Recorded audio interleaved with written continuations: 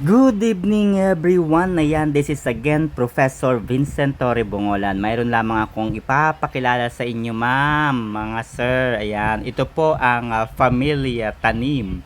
Okay, so unahin natin kay Senator Riza Hontiveros na ito po si Madam Senator Hontiveros po ay masasabi nating the script writer.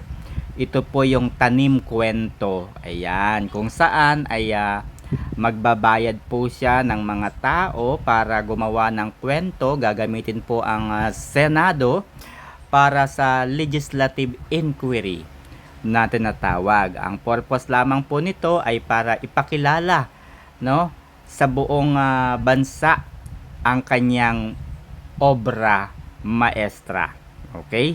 Tanim kwento. Okay.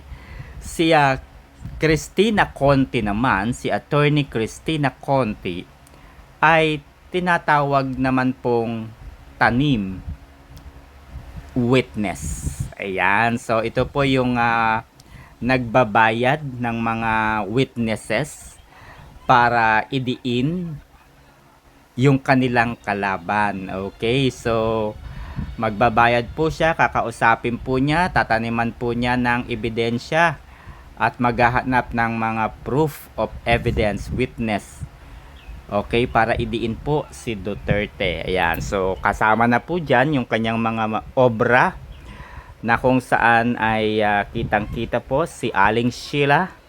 Ayan, and yun. So okay, so ano po yung masasabi ninyo dyan? Si attorney, kala ko tuloy attorney tuloy ito eh. Si Antonio Trillanes. Ayan, yan po yung tanim kaso. Yan, tanim kaso naman po yan. Yung gagawa po ng mga kung ano-anong kalokohan. Kunyari ay merong isang hawak na sobrang kapal ng bond paper. Tapos sasabihin niya, kinasuhan ko si Duterte. Ayan, so on so forth. Nagpunta ako sa ICC, nagdala ako ng reklamo. Ayan, so tanim kaso. Ito naman po si Auntie Claire. Ayan, si Auntie Claire po ay tanim fake news. Ayan, tanim fake news po yan. So, ang ginagawa po ni Auntie Claire is that magtatanim po siya ng mga fake news. So, i-interpret niya yung isang bagay sa maling pamamaraan, no? So halimbawa na nga po dyan, maliwanag naman yung naging pahayag ni dating Pangulong Rodrigo Roa Duterte na pabababain niya yung halaga ng bigas by as much as 7 pesos. So ibig sabihin po nito, kung ang halaga ng bigas ay 47 pesos, ay mangyayaring babawasan ito ng hanggang 7 pesos. So from 47 pesos, magiging 40 pesos ang halaga ng bigas. Pero ang pagkaintindi nitong si Auntie Claire ay gagawing 7 pesos ang halaga ng bigas. Which is malabong mangyari, no? Kahit magicin po natin sa panahon ng ni Duterte, no?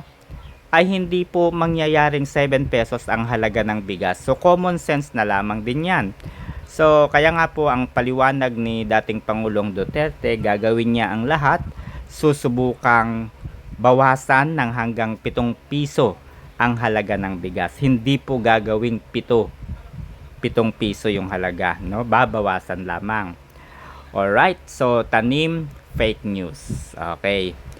Ito naman pong si House Speaker Martin Romualdez. Ayan, tanim impeachment. Ayan, yan po yung mga nagbabayad ng mga kongresista. Ayan, nagbabayad ng mga kongresista para doon sa tinatawag nating impeachment. So ito po ay tanim tanim ano ba pwede rito kay ano? Tanim pera, di ba? Oo, magtatanim po ng pera. Oo, para manalo ng impeachment, okay? Mahirap kasing i-explain itong si ano kay Martin Romualdez kasi sukdulan yung kanyang sukdulan yung kanyang kagaguhan eh. Anyway, basta tanim pera po siya.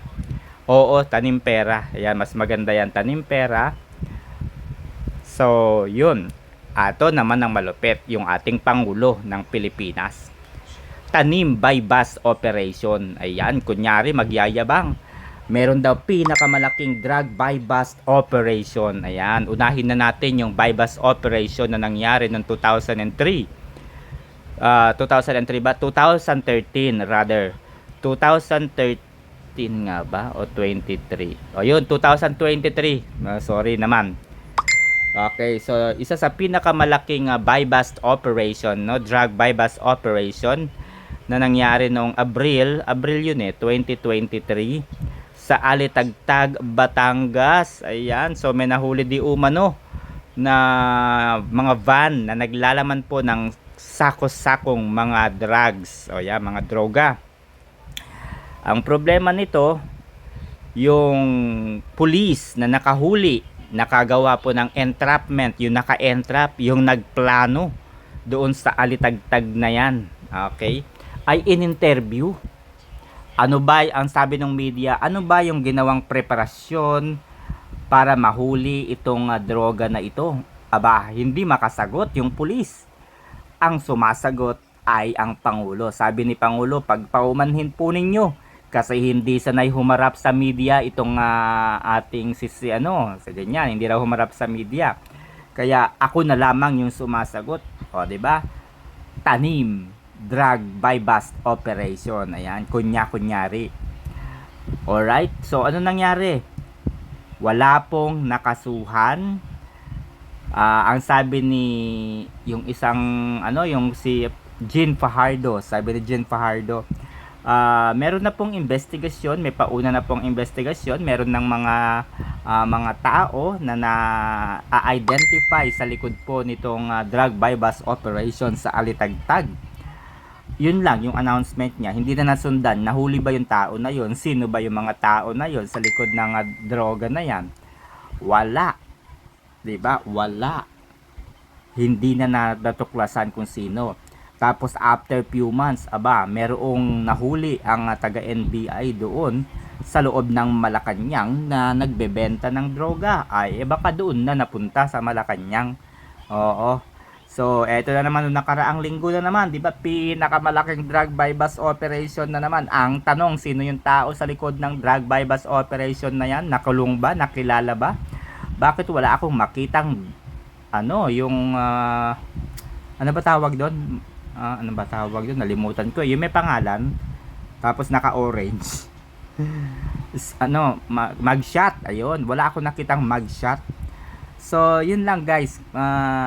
Ipinakikilala ko po ang pamilyang Tanim. Alright. So, ano po yung masasabi ninyo guys?